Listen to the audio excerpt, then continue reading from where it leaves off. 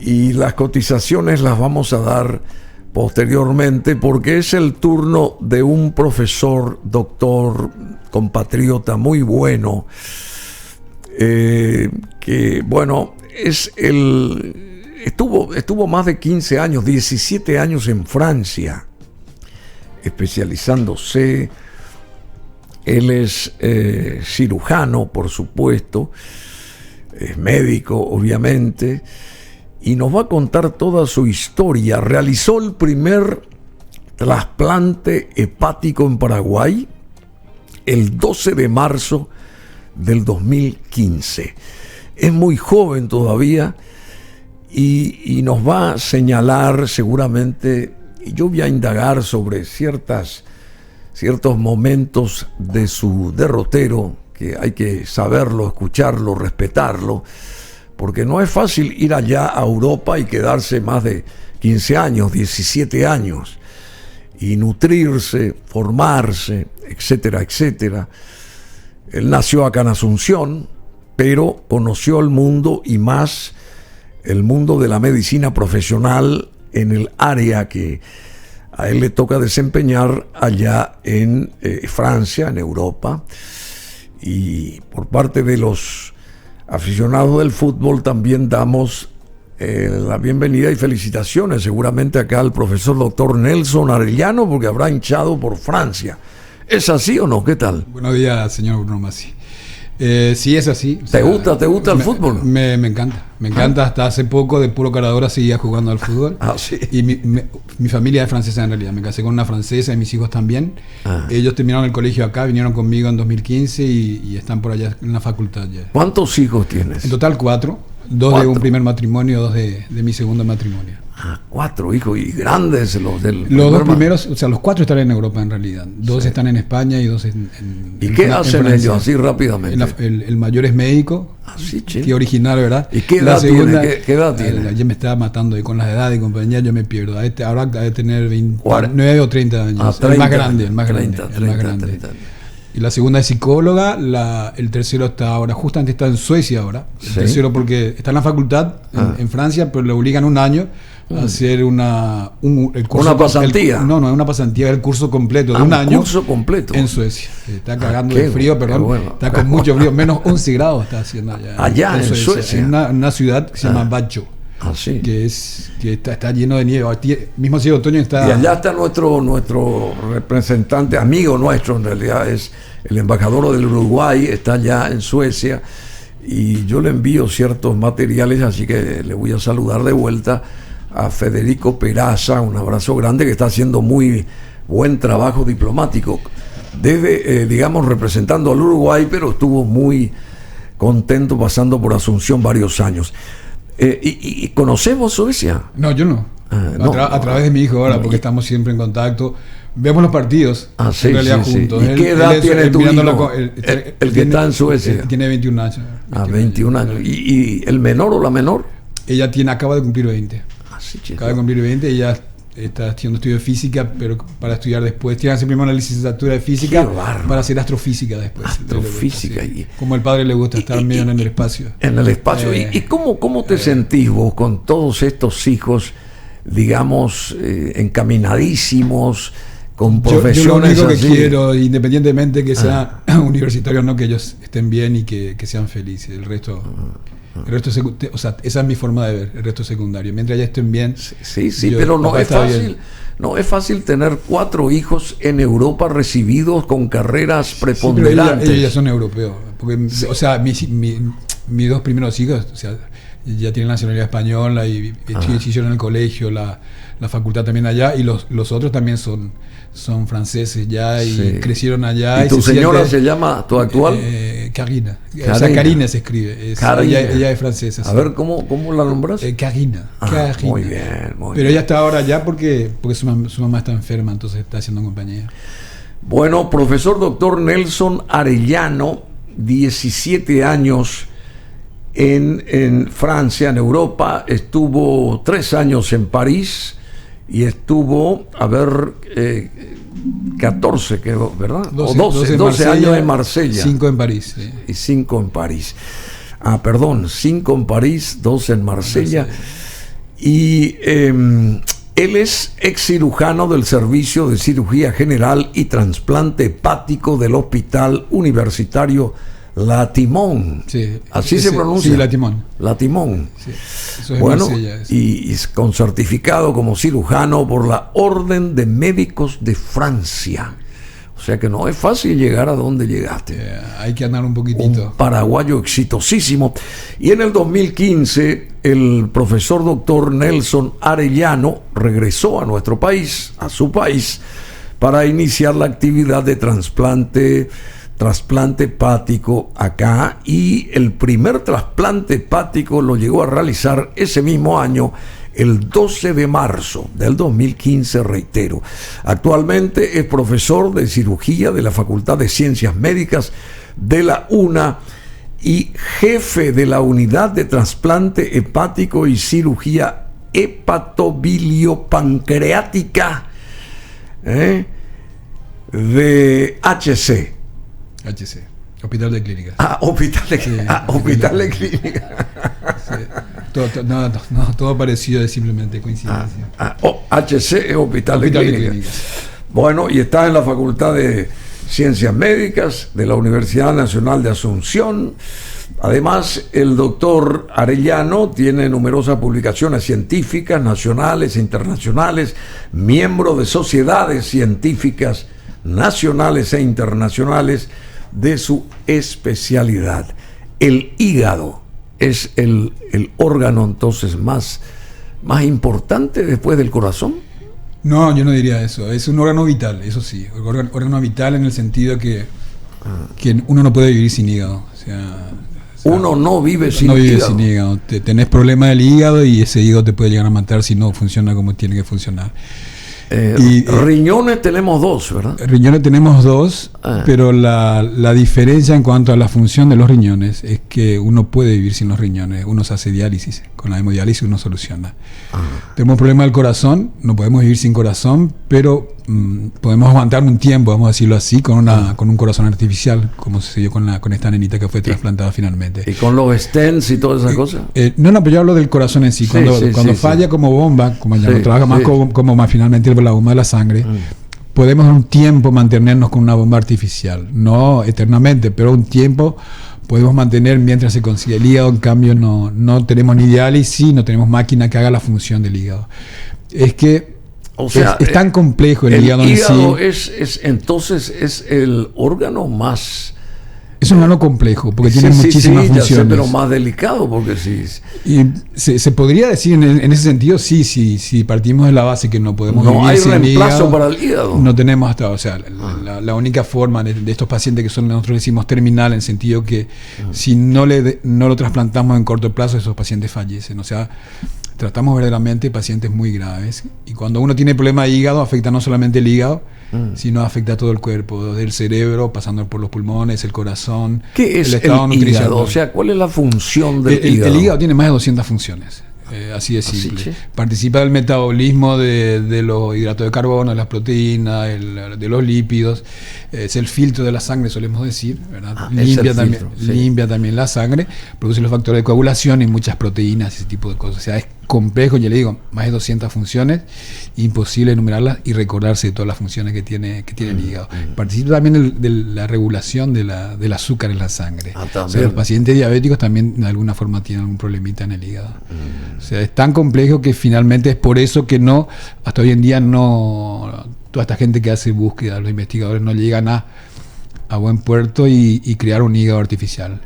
Intentaron muchas veces, se sigue intentando, pero es bastante difícil. Y la única solución que tenemos para estos pacientes finalmente es el trasplante. ¿Y cómo te decidiste vos a entrar en ese mundo hepático y más? En realidad se hizo bastante naturalmente, se hizo. O sea, ¿Cómo fue eso? O sea, vos te recibiste de médico acá, ¿verdad? Sí. ¿Y después? Imagínate que yo tenía 6 a 8 años y yo sabía que quería ser cirujano ya. Ya sabía, o sea, las ranitas y los sapitos de mi barrio, evidentemente eran disecados con objetivos científicos, ¿verdad? Pero yo ya sabía, yo no quería ser médico, yo quería ser cirujano, o sea, estaba claro.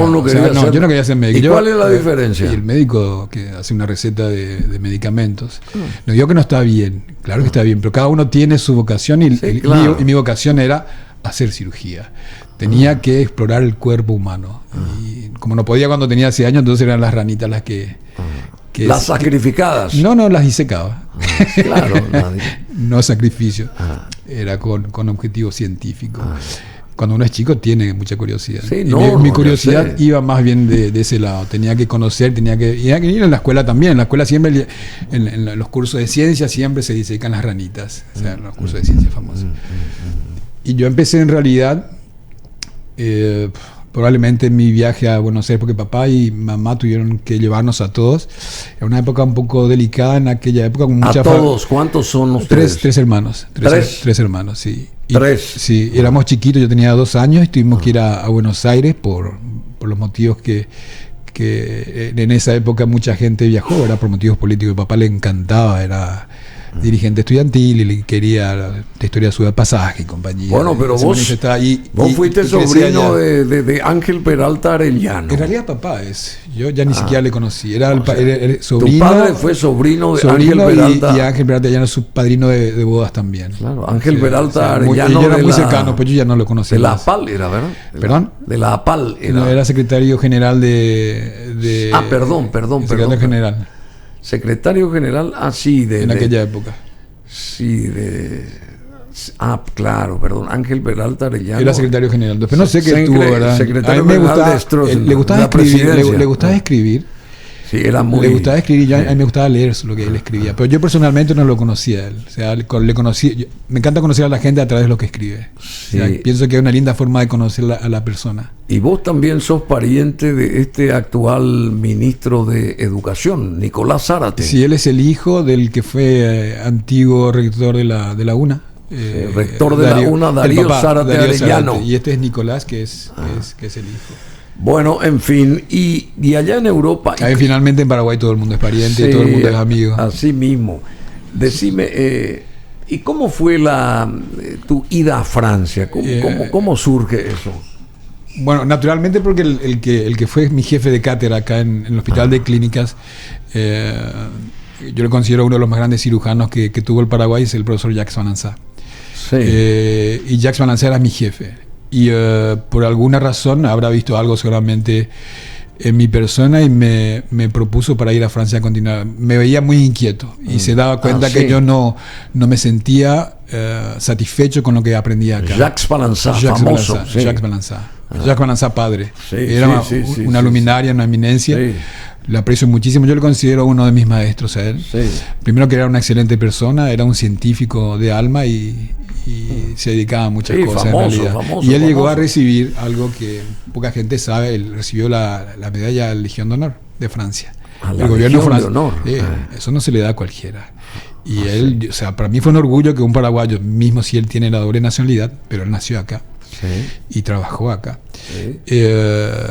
Se le haya dado una distinción que cuando uno vive allá se da cuenta que no se le dan a cualquiera. O sea, tenés que tener una vida impecable y tenés que haber ofrecido algo a tu país o a Francia. Si no, eso no se compra. No se compra eso. Decime una cosa. No se compra como una Ferrari o un Corvette o lo que sea. O algún coche allá de Mónaco, Monte Carlo, ¿verdad? Porque estuviste por allá también. Monte Carlo, eso es lo que te iba a comentar, ¿verdad? Bueno, la primera vez que vi en Monte Carlo fue a través de la emisión Hola Música. Hola Música. Hace mucho Primera tiempo. vez, yo nunca pensé que iba a estar en Monte Carlo. Finalmente yo vivía en coche a 3 horas de Monte Carlo y de Mónaco. Qué bárbaro. Y esa cosa es una cosa de...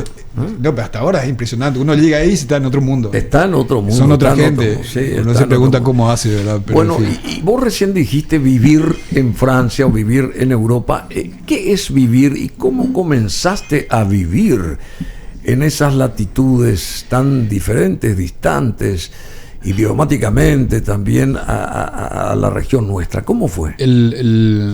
O sea, para mí era simple. Yo cuando viajé era... vamos a decir que tomé el barco en avión y quemé el barco. Mi historia era ir y quedarme. Yo no tenía en mi cabeza el de retornar al país. Quemaste las naves. Quemé las naves. Gracias a Jacques Van Ansat. Jacques Van Ansat hizo su residencia en Francia. Y era muy querido y respetado por los que fueron sus porque fueron sus compañeros de residencia. Residencia es cuando uno termina la facultad y empieza a hacer la especialidad. Y él fue co-residente con las más grandes eminencias de cirugía allá. Y eso me permitió meter un pequeño pie, y después tenía que demostrar de verdad también que el paraguayo tiene algo que lo hace especial también. Tiene agallas. Tiene agallas y tiene ganas de aprender sobre todo, y no se queja del trabajo. Y ese algo que lo hace especial, en el caso tuyo, ¿qué fue? Un cúmulo de cosas. Primero, la fuerza de voluntad, las ganas de aprender, sobre todo yo quería sobre todo aprender. El trabajo, sobre todo el trabajo, la disciplina y seguir estudiando, sobre todo las ganas de aprender. Uno no puede en medicina, sobre todo en esos países, cuando viene de América del Sur, independientemente de qué país sea en realidad, no puede pretender trabajar con ellos si no lo respetan, ¿entiende? Y la única forma es demostrándoles que somos pares. Es más, estamos obligados a trabajar y estudiar y leer 3 veces más que ellos. 3 veces. Y más, sí, yo digo siempre eso. O sea, es mi fórmula para explicar que como uno es extranjero, evidentemente, claro, para ponerse a la altura, y para que la balanza se caiga un poco más a nuestro favor, porque si somos iguales que los franceses, entonces ¿cuál es el...? Te pasan por encima. No, si uno es igual, no hay diferencia, van a elegir al francés. Claro, van a elegir al francés, no al paraguayo, ¿verdad? O sea, está bien si era un lindo tipo y compañía, a lo mejor me elegían por eso, pero no tenía, entonces tenía que laburar más que ellos. Tenés que laburar más que ellos para que te respeten y para que te contraten. Si no trabajas, y si no trabajas no puedes vivir. Así de simple. O sea, haces eso, te decidís y lo haces, pero verdaderamente, o no funciona. Por eso la gente se va 1 año, 1 año y medio, después vuelve. Que sirve también, sirve porque uno aprende. Pero quedarse 17 años si uno no se rompe, no hay caso. No, se nota. Pero hay muchos compatriotas que triunfan también allá en el campo de la medicina. El caso de este doctor Ricardo Codas Duarte. Sí, lo conozco. Claro. Es un amigo, él trabaja en Lyon. En Lyon, en Francia, sí. Sí, en Lyon, en Francia, una hermosa ciudad, una ciudad muy culta. Y él se encarga de hacer trasplante. Él no hace de hígado, hace de riñón y de páncreas también. Riñón y páncreas. Sí. Está también con un proyecto de en algún momento seguramente va a salir. De poder hacer acá. El trasplante de riñón se hace ya. Pero el de páncreas todavía. Y necesitamos gente como él que vuelvan al país. Que vuelvan al país. Porque el problema es que uno cuando vuelve sacrifica todo. Pero vos dijiste que el páncreas, ¿verdad? Que es un pequeño órgano ahí medio escondido que está ahí. Sí, pero el hígado es mucho, ya no se puede trasplantar un hígado, no existe posibilidades. ¿De qué? Del hígado. Sí, el hígado se trasplanta. Se trasplanta. O sea, yo volví al país para hacer justamente ese tipo de tratamiento. En marzo en el 2015. Pero el páncreas es lo más complicado, ¿verdad? No, el páncreas, la historia no, uno puede vivir sin páncreas, porque el páncreas se encarga, por ejemplo, de regular el azúcar en la sangre con la insulina. Y el trasplante de páncreas, una de las indicaciones es justamente. Pero el páncreas está al lado del riñón, es otra cosa. Está por debajo del hígado, es otra cosa, es otro órgano. O sea, se llama páncreas. O sea, serían 3 entonces los órganos importantes como para. Yo pienso que todo finalmente es importante. O sea, tener la parte, por ejemplo, tu digestivo. No dice que es una especie de como el chinchulín o la tripa gorda, pero ahí se absorben los nutrientes. Si uno no absorbe, finalmente no puede vivir tan bien, ¿verdad? Pero se pueden hacer cirugía, quitar un pedazo del colon y compañía. Pero lo que sí, que el hígado es un órgano vital y uno no puede vivir por eso. Y nada, hay que trasplantar. ¿Y vos decidiste ya quedarte acá en Paraguay? Desde 2015 ya estoy acá. De 2015 estoy acá. Hace 7 años. Fue una decisión de vida en realidad, porque... ¿Y tu señora francesa está acá? Ella trabaja conmigo. Ella trabaja conmigo, nos conocimos en quirófano, ella se llama instrumentadora, y me maneja cosas que yo ni entiendo, todo el instrumental que yo utilizo y una cantidad de máquinas que usamos durante el trasplante es ella la que maneja. ¿Y qué cantidad de trasplantes hacen ustedes? Y nosotros hicimos desde que yo volví 13. Después se cortó por esta historia de la pandemia y ahora estamos en el starting block. Porque organizado, o sea, no es que solamente yo trabajo en el trasplante de hígado. Trasplante de hígado, para que tengan más o menos una idea, son más o menos 100 personas que participan, directa o indirectamente, de un trasplante de hígado. Desde antes de la evaluación, primero hacemos el diagnóstico, quién se tiene que trasplantar. Después tenemos una cantidad de especialistas que se encargan de evaluar el corazón, los pulmones. Por ejemplo, el corazón tiene que ser evaluado. Como afecta también el corazón, el cardiólogo tiene que evaluar el corazón. Como afecta los pulmones, los neumólogos tienen que evaluar. El nutricionista tiene que evaluar porque afecta totalmente todo el cuerpo. Existe una parte de evaluación, después la preparación. Tratamos de recuperarlo por lo menos desde el punto de vista nutricional. Después entra una lista nacional de espera, que es la INAT, que depende del ministerio, porque eso tiene que ser claro, porque si no se puede hacer trasplante, sea de hígado o lo que sea. Hay una lista nacional que es única, donde la prioridad la tiene aquel paciente que está más enfermo.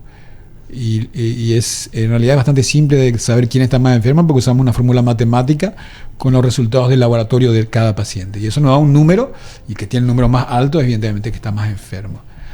Y ellos quedan en lista de espera hasta que aparezca o no aparezca. Hasta hoy, ahora estamos en un pequeño problema, que hay menos donantes, que es un gran problema, a pesar de la famosa ley Anita. Y hay pacientes que fallecen en lista de espera. Se le prepara, se le evalúa, se le prepara y compañía, pero como son pacientes terminales, a veces no llega el hígado a tiempo para hacer el trasplante. Una pena, che, una pena. Sí, me viene a la mente el caso de un amigo, excepcional médico también, que lamentablemente se nos fue porque yo creo que tuvo el páncreas, creo que fue la piedra del escándalo, y en el sentido del cáncer también que tenía y todo ese tipo de cosas. Bueno, ¿y cómo ves desde que viniste, o ya tuviste tiempo, hace 7 años que estás de regreso acá a Paraguay, cómo está nuestra medicina y nuestro sistema de salud? Y evidentemente falta mucho por hacer, de verdad. El problema que tenemos nosotros es la inversión que hacemos en la salud. No se invierte lo suficiente. Evidentemente es un país que estamos despertando recién, ¿no? O sea, la parte de la sociedad en sí nos falta mucho. Nos falta mucho, y al principio, pero yo soy de acá, o sea, me sorprendió sin sorprenderme, ¿verdad? Porque ya le conozco a nuestra gente, ¿verdad? Y tenemos tantas necesidades que es difícil de la noche a la mañana hacer inversiones que tendrían que hacerse para mejorar nuestro sistema. ¿Por dónde comenzarías? Para poder tener, desde el punto de vista médico, no solo en general. En general es la informalidad. La informalidad, evidentemente no podemos quitar la informalidad. Yo me refiero al trabajo de la gente en la calle y compañía. Eso es totalmente informal. O sea, tendríamos que ver la forma de crear puestos de trabajo para esta gente, y que todo el mundo cotice o deje de cotizar si no gana lo suficiente, para hacer como hacen en Europa. Básicamente ellos, para estas enfermedades catastróficas, pues se le llama así, ellos cotizan suficiente. Yo pagaba más o menos 35 a 40% de mi ingreso, pero eso me daba la seguridad de tener un buen sistema educativo y de tener un buen sistema de salud. O sea, yo no me preocupaba si necesitaba un trasplante de corazón o lo que sea, es el gobierno. Pero si no regularizamos eso, va a ser imposible. El señor que está vendiendo banana, evidentemente tiene que vender banana, porque esa banana que está vendiendo es lo que le va a permitir llevar el pan a la noche a la casa. Como les decía a él, no le puede enviar policía y decirle, no, está prohibido. No, ¿cómo le va a hacer eso? ¿Entiendes? O sea, ¿entendés lo que te digo? Si no creamos puestos de trabajo para esta gente, no vamos a avanzar nunca. Imagínate que hacer un trasplante de hígado, el dinero que cuesta. ¿Y de dónde sale eso? ¿Cuánto cuesta? Ni idea, porque no se puede evaluar eso. No se puede evaluar, porque imagínate que algunos pasan, ponerle 3 días en terapia, otros pasan 2 semanas en terapia, algunos usan un antibiótico, otros usan 5 antibióticos.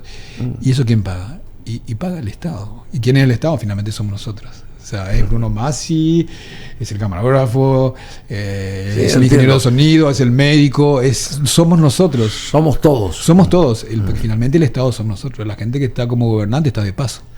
Están ahí de paso. ¿Cuál es la imagen que tenía Paraguay estando vos allá, digamos? ¿Percibiste alguna imagen de lo que la gente a través de los medios de comunicación, qué sé yo, o se filtraba cierta noticia de Paraguay estando vos allá?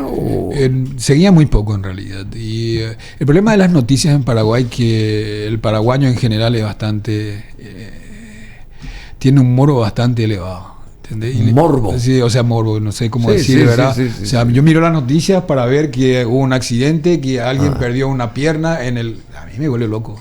las noticias para eso. Pero, o sea, yo necesito otro tipo de noticias, algo verdaderamente que me sirva a mí como paliativo, más bien. No como paliativo, sino como alguien que se quiere informar. Sí. ¿Qué me va a dar a mí de bien saber que un señor perdió la pierna? Claro. O sea, y le tiene que filmar y meten eso y todo que es catastrófico. Y todo es catastrófico. ¿Y qué me aporta a mí como ciudadano ver ese tipo de cosas? ¿Entiendes? Sí. O sea, prefiero que me digan, noticias altruistas también hay que ponerlas. Y no sé si altruista, pero por lo menos no poner ese tipo de noticias. Sí. ¿Entiendes? O sea, que no sé, algo en el que se está haciendo en el Congreso o que no se hace, porque acá generalmente no se hace, que más bien, ¿verdad? Pero nada, o sea, yo por eso no veo noticiero. ¿Te hicieron una entrevista acá desde que llegaste? ¿A vos participaste en sí, al principio sí, 2 o 3 veces. Pero no, yo siempre dije que yo no soy... O sea, están los pavos reales. O no son mediáticos. Están los pavos reales y después estamos nosotros los soldaditos. Yo siempre digo que soy una rata del hospital de clínica. ¿Sí? Y por eso vine a trabajar en el hospital de clínica. ¿Y cómo ves el hospital de clínica? ¿Cómo encontrás? Ahora tenemos nuevas autoridades y están tratando de cambiar eso. Una de las cosas que el nuevo decano hizo cuando asumió fue llamarme y decirme: Nelson, adelante, porque se necesitan muchas cosas. Adelante quiere decir que nos va a ayudar, y eso es lo que necesitamos siempre. Es como el entrenador, ¿verdad?, de fútbol que ahora está en la Copa del Mundo. Cuando el entrenador le dice a su jugador: ¿sabes? Confío en vos. Es diferente que cuando alguien sube y ni siquiera te mira. Él en cambio me dijo: bueno, vení, viento en popa, lo que haga falta, vamos a ver cómo hacemos. Estamos muchas veces bloqueados por la historia de licitaciones y compañía, pero estamos avanzando. Ahora estamos en el starting block, estamos preparados, la línea alargada, y necesitamos donantes, ¿verdad? Que es otro gran problema que habla un poco de lo que somos como sociedad, ¿verdad? Nos desnuda un poquitito. Porque la gente rechaza lo de donar órganos, ese tipo de cosas. El problema que nosotros tenemos... No tienen la conciencia de que... Y sí, estamos... No sé, primero estamos en pánico. Yo pienso que la sociedad paraguaya está en pánico con la historia de pandemia, porque todo el mundo ahí estuvo en peligro. Sí. Ahí no había nada. No era el enfermo hepático que se iba a trasplantar, porque ellos sí, el que está en lista de espera sabe que va a fallecer. Y era más o menos lo que sentía el común de la gente. Todo el mundo, un miedo terrible. Y cada uno reaccionaba de forma diferente, que nos mostraba realmente cómo era la persona. Y nosotros solemos decir, bueno, el paraguayo es muy solidario. Bueno, el solidario hasta, si tengo 100.000, voy a darle un 2.000, ¿verdad? Eso es ser solidario para el paraguayo. Acá estamos hablando de otro tipo de solidaridad. 100.000, si tengo, te doy 2.000 y entonces me voy a la iglesia, le doy un 2.000 al coso y hasta sentí contento, voy a tu casa, dormís tranquilo, qué sé yo, soy un buen católico, un buen cristiano. Sos solidario. Eso no es ser solidario. Solidario quiere decir que tenemos que ayudarnos entre nosotros. ¿Y cómo? Tenemos que ayudarnos entre todos. Bruno, si nosotros no nos ayudamos, ¿quién nos va a ayudar? Nadie. Si yo no te ayudo, si vos no me ayudas, ¿quién nos ayuda? La sociedad misma tiene que ayudarse a sí misma. No vaya a esperar que siempre venga de arriba, porque no va a venir de arriba. De arriba te van a caer migajas. Y si eso nosotros nos damos cuenta. Como ciudadanos tenemos derechos, pero también tenemos obligaciones. Y si queremos tener solamente derecho y qué sé yo y qué sé cuánto, entonces no va a funcionar nunca. Vos sos muy joven. Tenés 41 años. ¿Qué, perdón? Vos sabés que no entendí la pregunta. Sos muy joven. Sí. ¿Tenés cuántos años? 59 ahora. 59. Parece mucho menos. ¿Qué aspiraciones tenés todavía en el aspecto profesional? Aspiraciones muchísimas. Muchísimas. ¿Como cuáles? El día que no tenga más aspiraciones, seguramente... No, ¿como cuáles? Dejo de levantarme de la cama. Mi aspiración es que nuestro país, como ciudadano, te voy a decir, cambie. Mis aspiraciones cambie para bien, evidentemente. La política no te interesa, la política. No, para nada, porque no tengo lo que tenemos que tener para hacer política en el país. Sí. No tengo eso. No tenés sapiencia. No tengo lo que se tendría que tener. Después cada uno. No, después cada uno hace su propia interpretación. Te sobra la sapiencia. Y en Asunción quisiera que algún día por lo menos no tenga más baches. Estoy podrido de los baches. Vino una amiga a preguntarme. ¿Cómo se cuida Marsella y cómo se cuida París? ¿Y cómo cuidan acá? Y sí, no hace falta estar en París para preocuparnos. O sea, no es falta de impuestos, no sé qué hacen todo el dinero. En fin, no quiero ni saber. Una vez vino a visitarme un amigo francés, ¿Qué te dijo? Un cirujano, y me dice: ¿no sabían que en Paraguay había terremotos? por los baches. Por los cráteres. Sí, por los cráteres que tenemos. Sí, vos sabés que increíble, nos sorprendió a todos. Después le conté la verdad. Pero que me preguntó si había terremoto, como en México, ¿verdad? Para explicar por qué había baches. Después le expliqué que nosotros hacemos cualquier cosa. Y lo que mi hijo me decía, ¿verdad? Que él es francés, ¿verdad? El que está ahora en Suecia. Y me decía, bueno, ¿ellos conocen Paraguay, tus hijos? Sí, vinieron en 2015 y terminaron el colegio acá, en el colegio francés. Y terminaron el colegio y se fueron para la facultad. Y no, ¿qué te dicen? No, mi hijo siempre me decía en el colegio francés, decía, bueno, ¿cuál es la máxima, verdad, en Francia? Es liberté, égalité, fraternité. Sí. Libertad, igualdad y fraternidad. Sí. Y entre ellos estaba un amigo paraguayo, y vos sabés cuál es acá, le dice a mi hijo.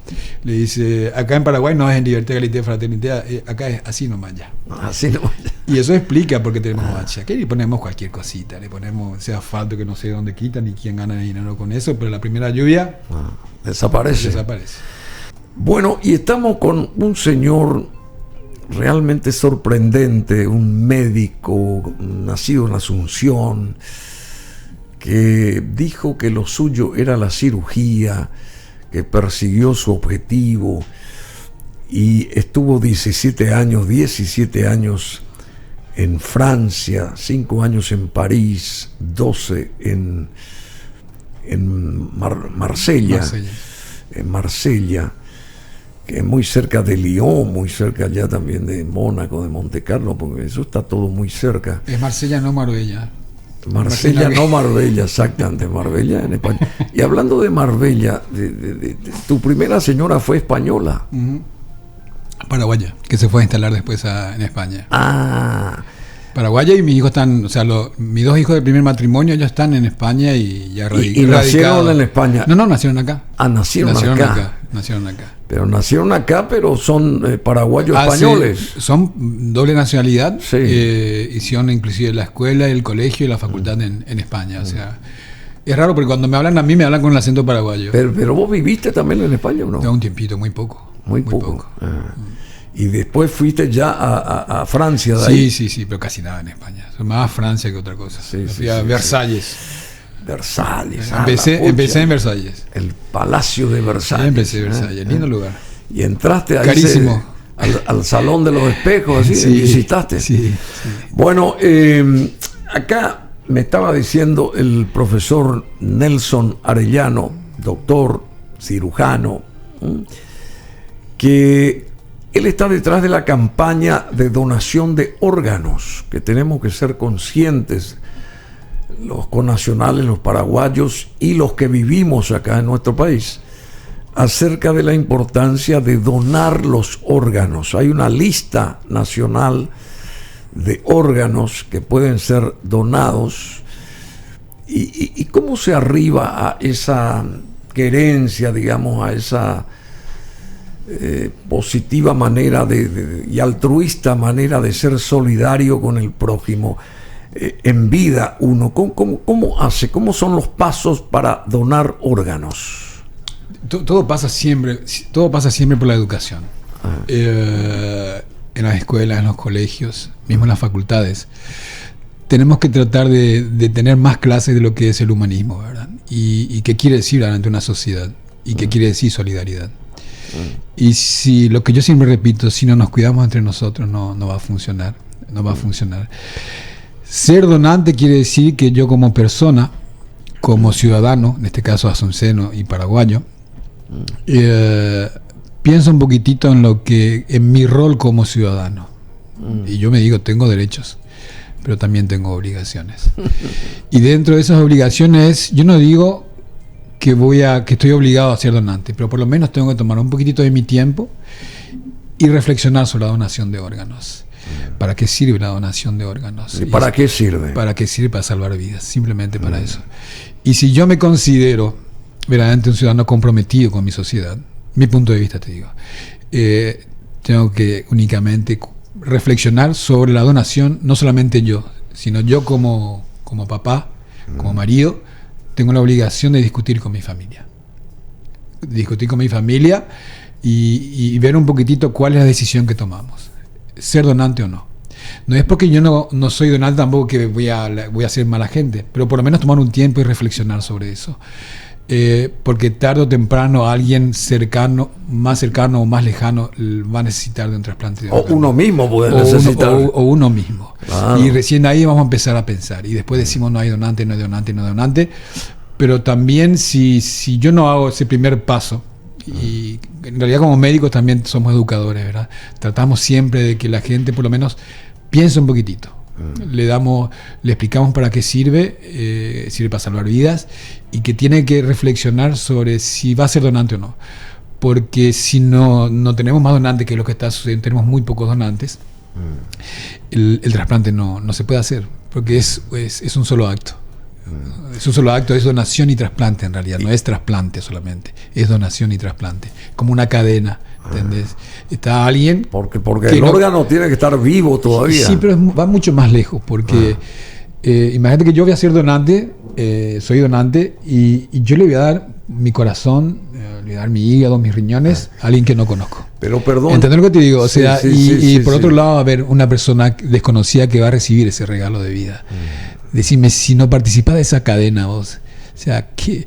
O sea, yo no digo que, yo no le diabolizar a nadie, pero yo prefiero donar mis órganos que mis órganos tener una especie de, yo le digo un basurero, ¿verdad? Porque finalmente el ataúd es un basurero, lleno de gusanos finalmente con el tiempo. Decime, salvarle a una niña o a un niño que está esperando tenerse. La religión pasa por esto.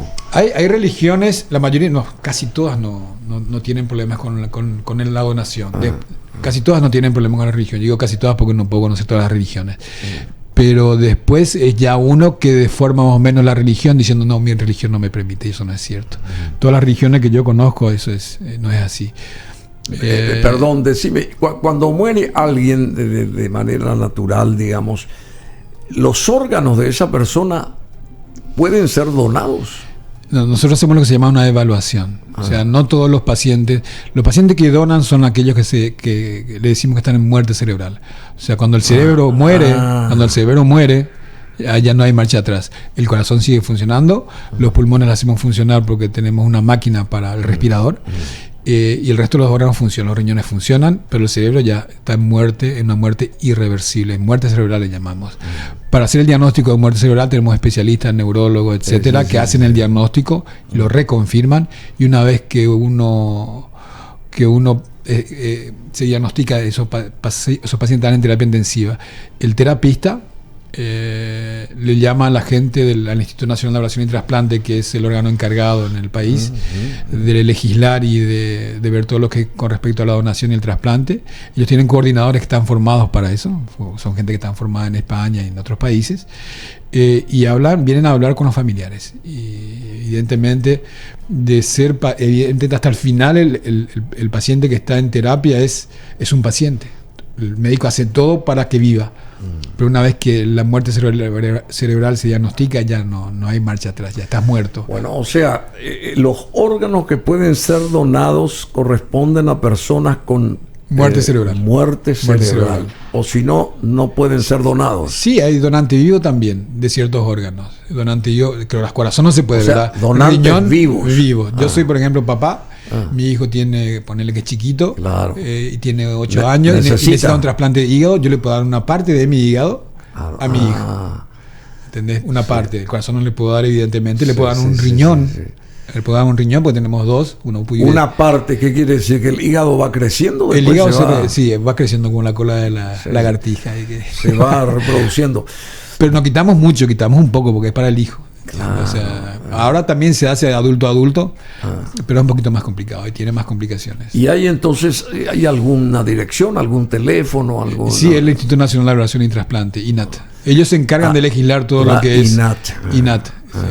Que queda ahí sobre Capital Lombardo, está la calle que va enfrente a IPS. Acá en Asunción. Y existe una lista nacional de donantes, existe también una lista nacional de gente que no quiere ser donante. Entonces, si yo no quiero ser donante, yo llamo y me inscribo en esa lista de no donantes. Entonces es mucho más fácil para los familiares después tomar una decisión, porque finalmente son los familiares que toman la decisión. Si yo no le comuniqué a ellos en vida si quería ser donante, entonces la familia, es como me estaba diciendo, ¿verdad? El DJ Cool, sí. Enrique, él tomó la decisión de ser donante, y él tiene que comunicarle eso a su familia y decirle, cuidado que yo soy donante, porque el día de mañana si la familia sabe que Enrique está inscrito en la lista nacional de donantes, va a respetar su voluntad. Kevin se llama el Kevin. Sí, sí, está bien. Bueno, te agradecemos muchísimo, doctor, profesor Nelson Arellano. Con tu señora Karina, ¿vos hablas en francés? Sí, para comer. 17 años la única forma era. Uno aprende rápido, cuando uno tiene hambre te puedo asegurar. Vos tenés que saber seguramente, aunque sí, a lo mejor nunca tuviste hambre. Pero si llegas a un país y no sabes hablar, no comes. Y uno aprende rápido. Le busca la vuelta. ¿Y con tus hijos españoles en español? Sí, con ellos en español. ¿Y con los más otros bien en paraguayo? ¿Y los otros en francés? Y ellos crecieron allá.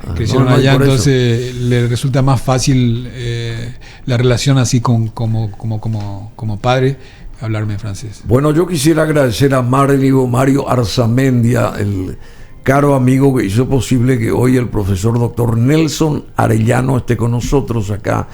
Y esperemos que no sea la última vez, doctor. ¿Cuándo vuelve la música? Esa es la pregunta que quería hacer. Bueno, no, pero ídolo de mi generación. O sea, nosotros estamos esperando que vuelva la música. Va a tener mucha gente que te va a mirar. ¿Te parece? Bueno, eso me dice siempre el DJ Cool acá.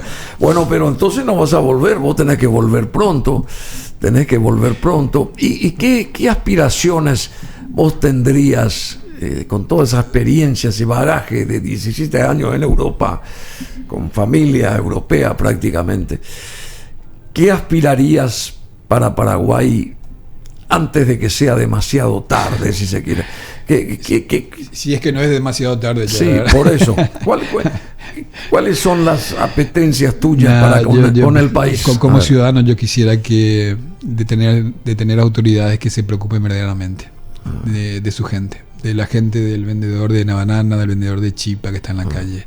O sea, que tengo la impresión que no para todos, por suerte, pero para una buena parte de nuestras autoridades, es la gente que vende banana o que vende chipa o que vende jugo en la calle, ya forman parte del paisaje y ni siquiera, tengo la impresión que ni siquiera se dan cuenta que existen. Sí. Y eso me molesta. O sea, el resto de los ciudadanos. Me molesta terriblemente, terriblemente, y por eso yo decidí, porque me dijeron también para ir a trabajar en otro lugar, yo decidí trabajar en el hospital de clínica, porque es esa gente la que me interesa. Bueno. Esa gente, el bananero, vamos a llamarle, o el chipero, que tenga la misma posibilidad de, por lo menos lo que yo hago. Tenés un gran corazón. No, nada que ver. Yo soy un ciudadano comprometido con mi gente. Y tenés un gran corazón, porque no muchos actúan con esa, o miden la existencia de uno mismo con esa vara, digamos. Sí.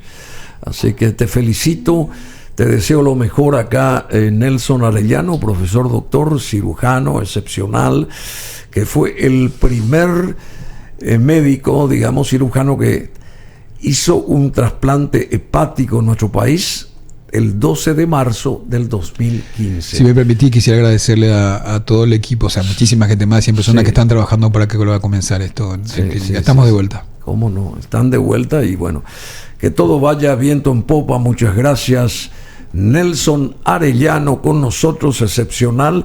Y al estar en Francia, los colores de la bandera, claro. Alele bleu, dicen ellos. Por lo menos azules, dicen ellos. Por lo menos había una similitud con la nuestra, ¿verdad? ¿Conocés lo que se dice la bandera paraguaya? ¿Sí? Dicen que la paraguaya es sexy. ¿Es sexy? Porque es una francesa acostada. Una banda. Y sí, las rayas son verticales. Claro. Por eso la bandera paraguaya es sexy. Entonces, verticales y la nuestra es así. Entonces, nuestra bandera es muy sexy, es la más sexy porque es una bandera francesa pero acostada. Acostada. Bueno, muchísimas gracias, doctor Arellano, con nosotros.